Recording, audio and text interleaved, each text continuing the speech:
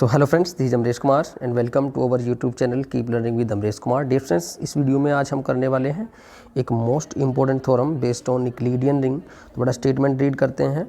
So that an element a in an Euclidean ring is a unit if and only if d a equal to d of one. ठीक है बेटा, तो यहाँ पे आपको Euclidean ring given है, तो आपको बताना है कि उसका कोई भी एलिमेंट ए दिया हुआ है। एक बार हम उसको यूनिट लेके चलेंगे, प्रूव करके दिखाएंगे कि d of a equal to d of one. Second case में हम d of a equal to d of one लेके चलेंगे, प्रूव करके दिखाएंगे कि ए जो एलिमेंट है रिंग आर का, यूक्लिडियन रिंग का, वो यूनिट होगा। ठीक है बेटा, तो अगर आप चैनल पे नए हैं तो सबसे पहले चैनल को सब्सक्राइब कर लें, क्योंकि सब्सक्राइब करने का बेटा कोई भी पैसा नहीं लगता है। ठीक है, तो स्टार्ट करते हैं अपना थ्योरम। तो सबसे पहले मैं लेके चलता हूँ बेटा, लेट आर को यूक्लिडियन रिंग ले लिया। Let A be a unit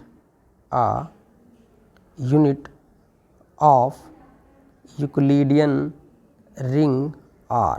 ठीक है बेटा, यूक्लिडियन रिंग R का मैंने A को क्या ले लिया, यूनिट ले लिया।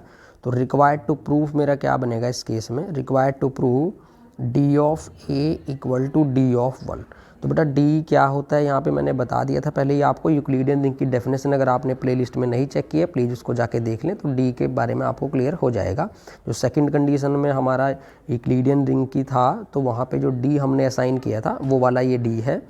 तो यहाँ पे अभी हमें प्रूव करना है D of A equal to D of one. तो बेटा आप चेक करो कि कोई भी दो जैसे D of A equal to D of one है, तो मैं यहाँ पे जनरली दिखाऊंगा कि एक बार तो D of A less than equal to one है, दूसरी बार मैं दिखाऊंगा D of one less than equal to D A है, तो मेरा रिक्वायर्ड प्रूफ हो जाएगा। ठीक है बेटा, तो अभी आप ये चेक करें। नाउ अगर मैं यूक्लिडियन रिंग की डेफिनेशन के अकॉर्डिंग चलूँ, नाउ मुझे ये बताएं आप कि बेटा D ऑफ A और D ऑफ वन इंटू ए में कौन से वाला ग्रेटर होगा। देखो बेटा यहाँ पे मैं समझा देता हूँ आपको। ये D of one into d of a, ठीक है, यहाँ पे दो एलिमेंट्स की प्रोडक्ट पे D अप्लाई हुआ है, यहाँ पे सिंगल एलिमेंट पे D अप्लाई हुआ है। तो जैसा कि यूक्लिडियन रिंग की सेकंड कंडीशन बात करती है कि या तो जो दो एलिमेंट वाला D है वही हमेशा ग्रेटर रहेगा, तो या तो ये ग्रेटर होगा या दोनों इक्वल होंगे। ये हमें कहाँ से आया, by definition of Euclidean ring. इसको मैंने मान लिया इक्वेशन नंबर 1। नाउ अगेन आपको क्या गिवन है, सिंस ए, बेटा यूनिट गिवन है आपको, since A is a unit.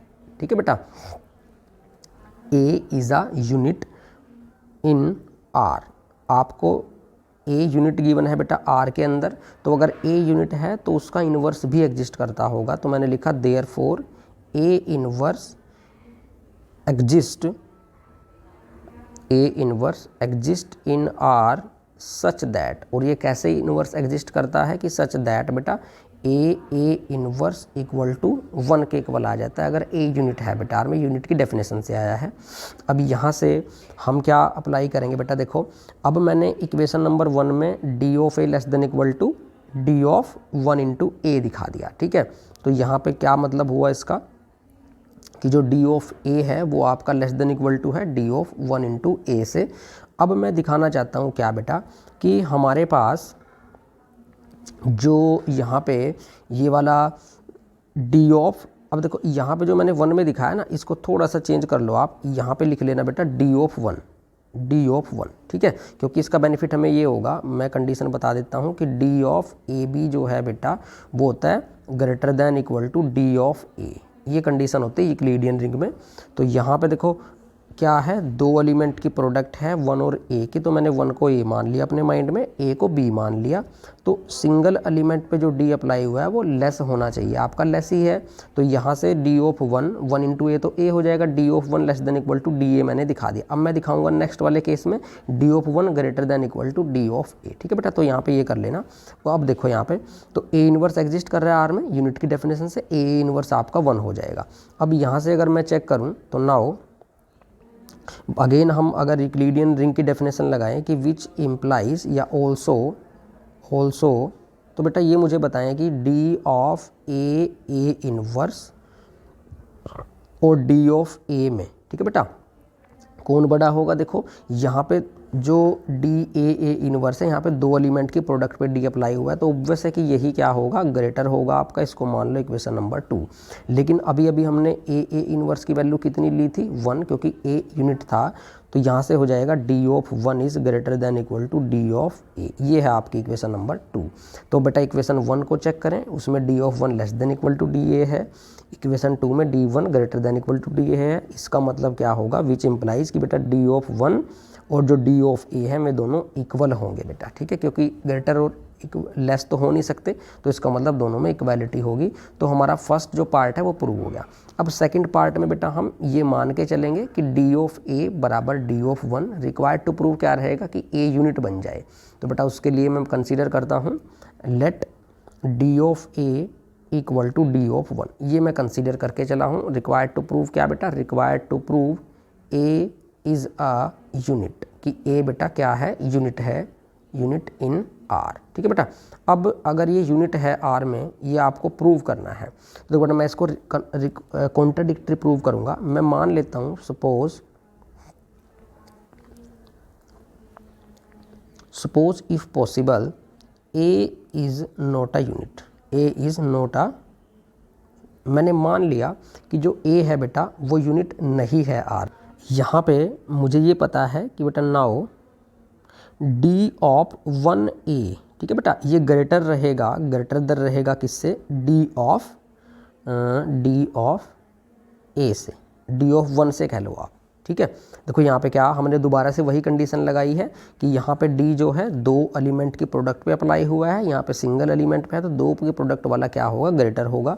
तो यहाँ से मैं क्या लिख सकता हूँ कि विच इम्प्लाइज डी ऑफ ए बेटा किससे ग्रेटर आ गया, डी ऑफ 1 से, ठीक है बेटा। अब आप चेक करें कि जो डी ऑफ ए है यहाँ पे आपने कहा वो ग्रेटर देन 1 है। इसका मतलब तो क्या हुआ कि विच इम्प्लाइज कि हमारे पास क्या होगा बेटा, कॉन्ट्राडिक्शन आ जाएगी। देखो कैसे, मैं आपको क्लियर बताता हूँ। यहाँ पे हुआ क्या है, देखो हमने मान लिया कि suppose if possible A is not a unit. तो मुझे एक थ्योरम पता है बेटा कि जब ए यूनिट नहीं होता ना, अगर मेरे पास कोई ए और बी 2 नॉन जीरो एलिमेंट हैं और अगर ए यूनिट ना हो, नॉट यूनिट, तो बेटा हमें ये रिजल्ट पता है कि डी ऑफ ए बी ना, ठीक है, वो ग्रेटर देन होता है स्ट्रिक्ट डी ऑफ ए से। ये रिजल्ट पता है बेटा मुझे, ठीक है।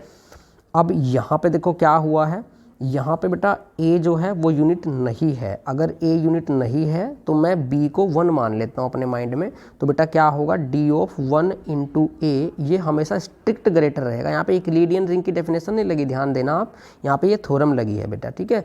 तो अब आप चेक करो कि आप कह रहे हैं कि d of A strict greater है 1 से, लेकिन हम कंसीडर क्या करके चले हैं कि दोनों बराबर हैं। इसका मतलब क्या आ गई, विच इज अ कॉन्ट्राडिक्शन। तो कॉन्ट्राडिक्शन क्यों आई, क्योंकि हम इसको नोट अ यूनिट मान के चले थे। इसका मतलब क्या है, which implies A is a unit, ठीक है बेटा, यही हमें प्रूव करना था। सो बेटा वीडियो कैसी लगी आप कमेंट करके बताएं, कोई डाउट है तब भी कमेंट कर सकते हैं, और चैनल पे नए हैं तो चैनल को सब्सक्राइब कर लें और वीडियो को लाइक करके जाएं। मिलते हैं नेक्स्ट वीडियो में, तब तक के लिए जय हिंद, जय Bharat and thank you so much.